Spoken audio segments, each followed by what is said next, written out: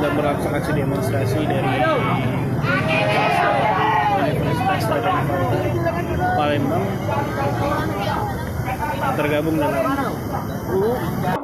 Bapak Insinyur Soekarno telah mempromosikan kemerdekaan negara Indonesia. Tapi ingat, sampai saat ini, sampai ketika ini, hanya demokrasi. Karena ingat, Indonesia memakai sistem demokrasi.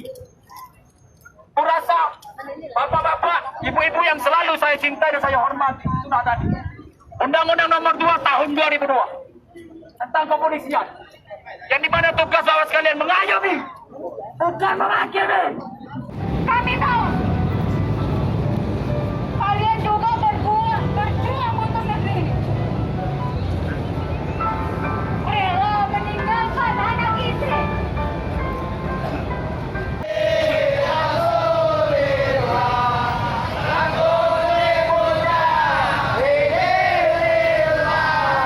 Lebih baik diasingkan daripada menyerah dalam kemunafikan.